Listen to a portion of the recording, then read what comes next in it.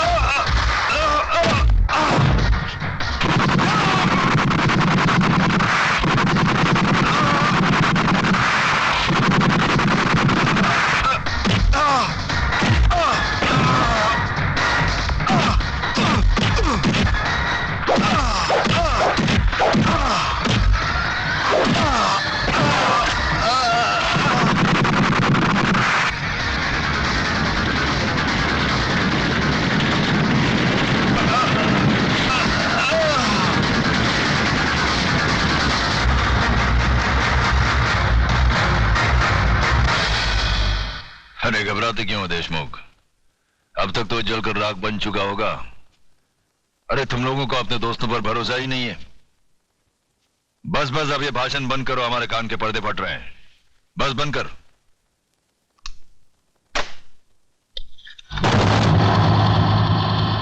रामदीन, कौन बोल रहा है? चिल्ला मत और मेरी बात अच्छी तरह से अपने भेजे में उतार ले। तूने मेरी राख मंगवाई थी टीका लगाने के लिए, मैंने तेरे भड़वों की राख भेजी है, पूरे बदन को लगा ले। ठंडा कर, अपना भेजा ठंडा कर। चतुर सिंह के आदमियों की चिता जलाना तुम जैसे पागलों की बस की बात नहीं है। ठंडा कर।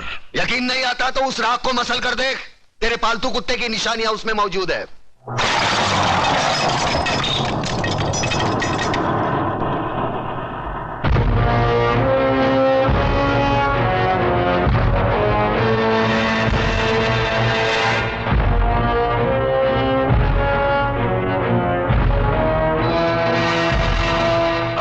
हराम के, तूने जलती हुई आग में हाथ डाला है।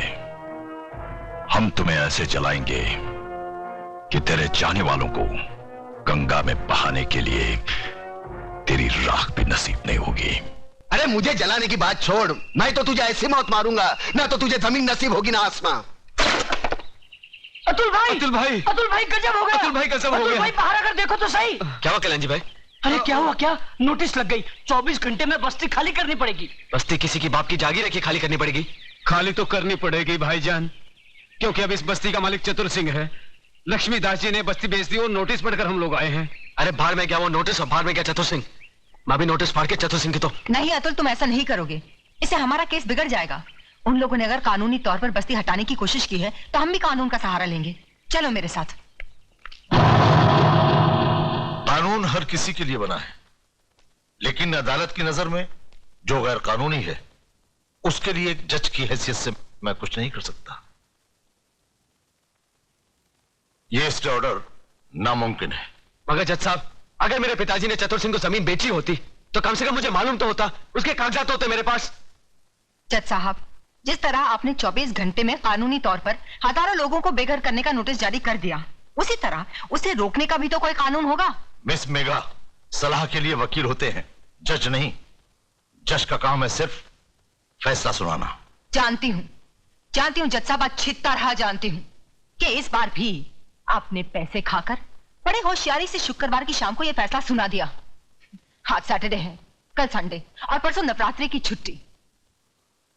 लेकिन इतना याद रखना जज साहब, ये जो गरीबों की बद्दुआएं और चीखें हैं ना, ये साए नहीं जाती। और जब ऊपर वाला अपना फैसला सुनाएगा, तुम भी बच नहीं पाओगे। चतुर सिंह, ऊपर वाले के हाथ से तू बचे ना बचे, लेकिन मेरे हाथ से तेरे को कोई नहीं बचा सकता। अगर एक बाप की औलाद है तो एक बार मेरे सामने आकर दिखा। तू भौंकता बहुत है आराम के, और भौंकने वाले कुत्ते हमें पसंद नहीं। दादा का खून हो गया। किसने किया खून? अरे छोड़ो ये सब बातें, मुझे तो चिंता यह है कि शहर का क्या होगा, हम सब का क्या होगा। बहस मत करो कमिश्नर। जो आदमी चतुर सिंह जैसे खतरनाक आदमी की चिता जला सकता है, वो तो हमको कभी भी शमशान घाट पहुंचा सकता है। मगर ऐसा हरगिज नहीं होगा सर। सुनो सुनो कमिश्नर, कल टीवी सेंटर में जनता की अदालत प्रोग्राम में हम सब लोगों का इंटरव्यू है। ऐसा बंदोबस्त होना चाहिए वहां पर कि परिंदे भी पर ना मार सके, समझे?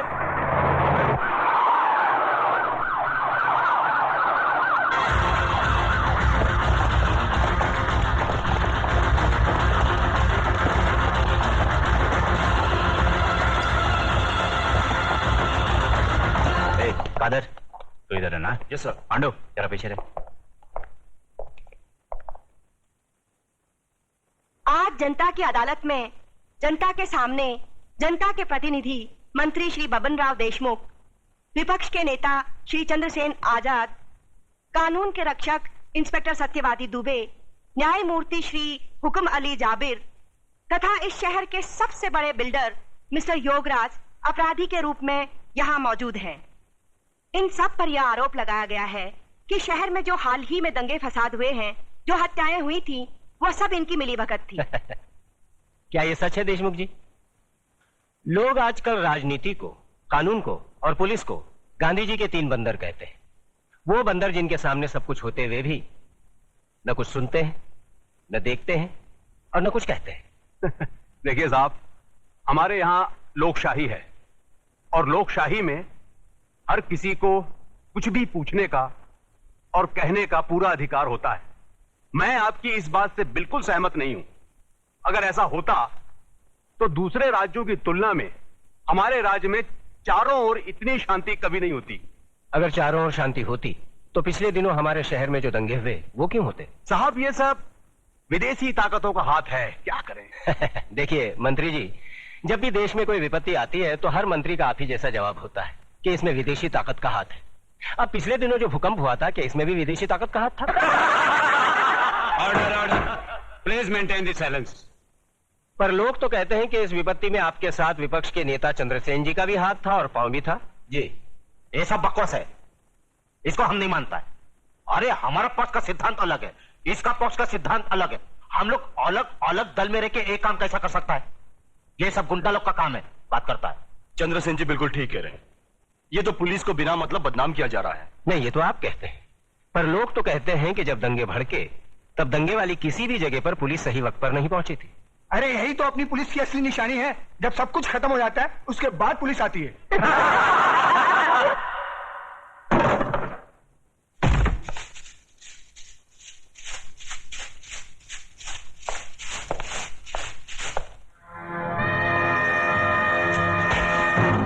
यही तो रोना है कि लोग हमें गलत समझते हैं। हमारी योजनाएं लोगों की समझ में नहीं आती।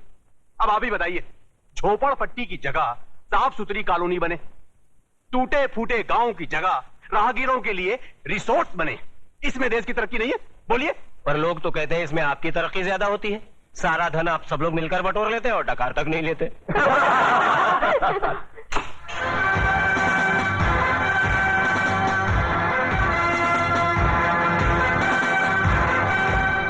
नेताजी और पुलिस वाले ने तो अपनी सफाई पेश कर दी।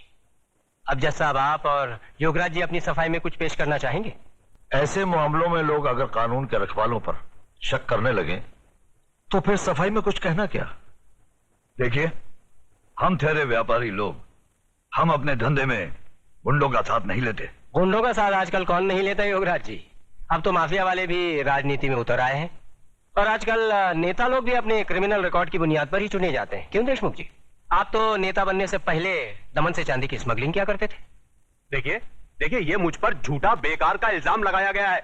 नहीं नहीं, आप स्मगलिंग करते थे या नहीं करते थे? बस वैसे मैं भी इस बात को नहीं मानता, क्योंकि हर बड़े नेता को बदनाम करने के लिए लोग कुछ भी बोलते हैं। क्यों चंद्रसेन जी? एकदम सच बोलता है। आपके हर सवाल का मैं एक ही जवाब दूंगा कि अगर जनता की नजर में हम गुनहगार हैं तो फिर जनता खामोश क्यों है?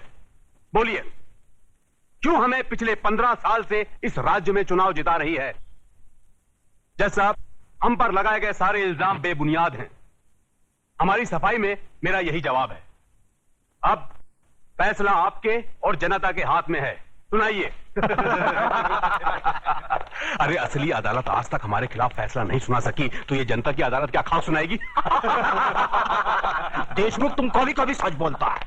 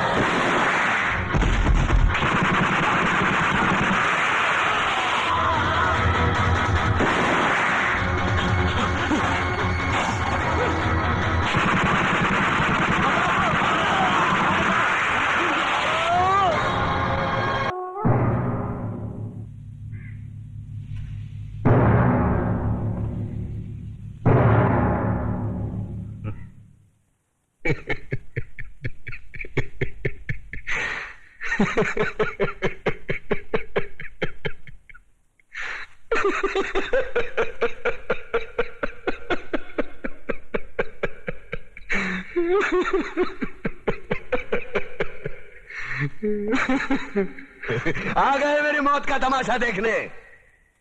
अब मुझे लटका देंगे, जुबान ऐसी बाहर आएगी, आंखें बाहर आएगी। थोड़ी देर लटकता रहूंगा, फिर ये मेरा भाई मुझे नीचे उतार देगा, फिर आप चर्चा करते घर चले जाओगे, खाना खाओगे, सो जाओगे। तुम्हारी ये नामर्दानगी, बुज़दिली एक दिन इस देश की मौत का तमाशा इसी खामोशी से देखेगी। कुछ नहीं कहना मुझे तुम्हें, कुछ नहीं। तुम्हारी जिंदगी में कोई फर्क पड़ने वाला नहीं। अंधेरे में रहने की आदत पड़ी है तुमको, गुलामी करने की आदत पड़ी है। पहले राजा महाराजाओं की गुलामी की, फिर अंग्रेजों की, अब चंद गद्दार नेताओं की और गुंडों की। धर्म के नाम पर ये तुम्हें बहकाते हैं, तुम एक दूसरे के गले काट रहे हो। काटो काटो। ऊपर वाला भी ऊपर से देखता होगा तो उसे शर्म आती होगी, सोचता होगा मैंने सबसे खूबसूरत चीज बनाई थी, इंसान। इंसान नीचे देखा तो सब कीड़े बन गए, कीड़े। कीड़े रेंगते रहो, सटते रहो और मरो। आए और गए, खेल खत्म। क्यों जिए मालूम नहीं, क्यों मरे मालूम नहीं। कलम वाली बाई क्रांति लाना चाहती थी, कलम के जोर पर काले वर्तमान को खत्म करना चाहती थी। कौन समझा उसकी बात को? सब साले मुर्दे, जिंदा लाशें। किसे जगाती वो? मैं जाग गया, कुछ अच्छा काम करके जा रहा हूं, सुकून है। लेकिन ध्यान में रखना, तुम्हारी ये खामोशी कल तुम्हारे बच्चों के लिए रोना बन जाएगी। ये कानून वाले, वर्दी वाले नेता, इन्होंने अपना ईमान बेच दिया। एक दूसरे को जलाते वक्त तुम्हारा ईमान कहा गया था, भाड़ में।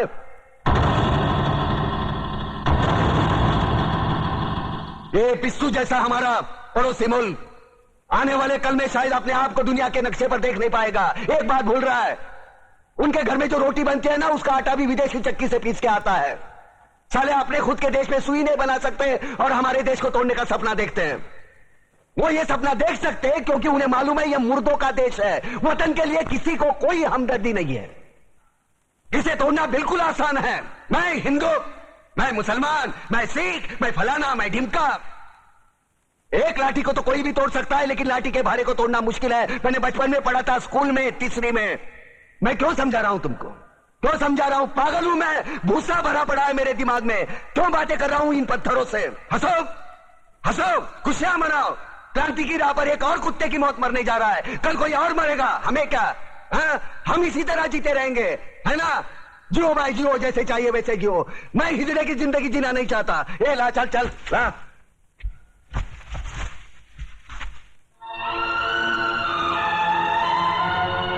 ठहरो, ये फांसी नहीं हो सकती। उन देशद्रोहियों के खिलाफ जो सरकार को सबूत मिले हैं, उससे साबित होता है कि प्रताप ने उनको मारकर देश का उद्धार किया है। इसलिए भारत के राष्ट्रपति ने उसकी सजा माफ कर दी।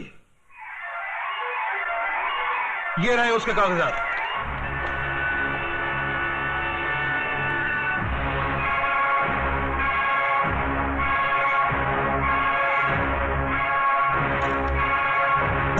ये फांसी।